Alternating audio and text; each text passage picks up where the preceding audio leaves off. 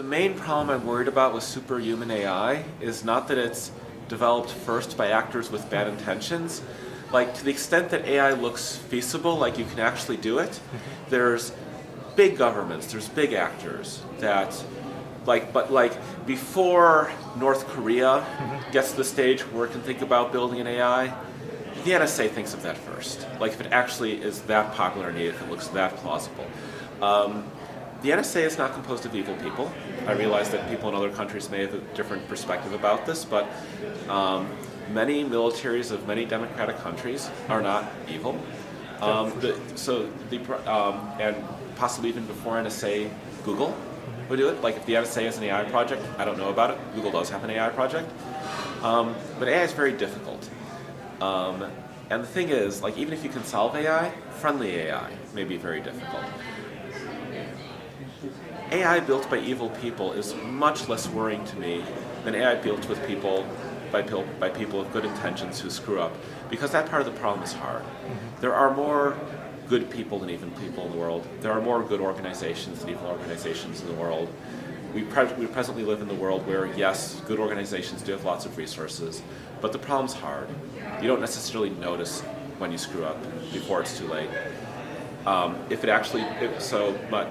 The scary answer to my question is that if Google builds an AI, if the National Security Agency of America builds an AI, if Mossad in Israel builds an AI, if the government of Turkey builds an AI, if the government of North Korea builds an AI, if the Democratic Republic of Congo builds an AI, the result is probably the same.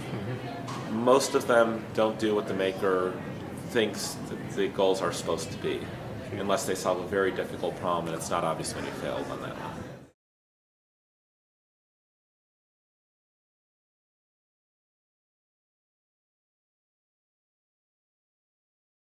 So I think it's fundamentally a software rather than a hardware problem. I have a strong suspicion that we could take today's hardware, maybe not even today's supercomputers, but just today's one-home computer from today. We don't know what to do with all that computing power. A modern computer can do 2 billion operations, one after the other, in a second. That's a lot of computation.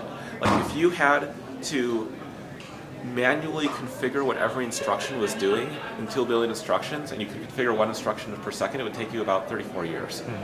So we're not using our computing power correctly. We have giant amounts of computing power right now. We have enough computing power right now. We have supercomputers that are on a par with the human brain. Projecting when that will happen, there was a lovely book called Mind Children in 1988 or thereabouts.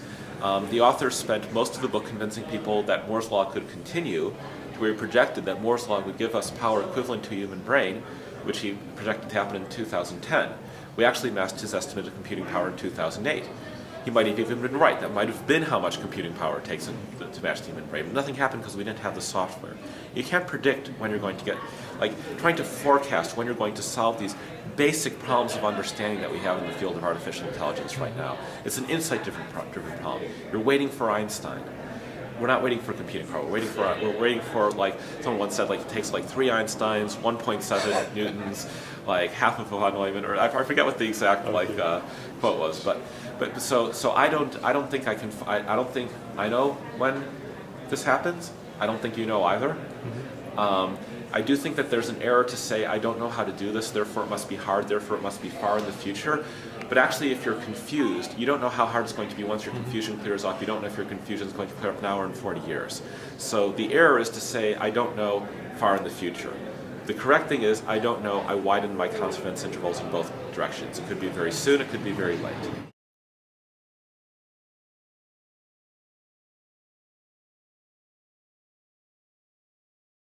No, it's too powerful to make inequality worse. It's unequal to everyone on the planet. If it can self-improve, make itself even smarter, it ends up unequal to everyone else on the planet put together. So either it kills everyone, or everyone lives happily ever afterward. I mean, there are these narrow possibilities where someone programmed it just to look after the interests of a particular group of programmers. Basically, if somebody tries that, I expect them to perish horribly, because trying to use something that powerful to benefit just yourself is like sort of such a failure of imagination that I can't imagine that they would actually like solve the problems required to do that successfully, to take over the world successfully. Because like trying to take over the world is such a like small-minded cliche thing to do with that amount of power. So I mean it's possible that could happen, but mostly I expect that it's either this like smart people, non-failing of imagination, they solved the basic problems, they got the AI working correctly, it did what they told it to do, they told it to do something nice to everyone, all live happily ever after, or it's like people with good intentions, they like built it, they weren't like all that careful about picking the exact right design and making sure that it like stayed friendly as itself improved, everyone dies, and either way you don't have very much inequality as a result. Like brain-computer interfaces might give you some inequality. AI is too powerful for that.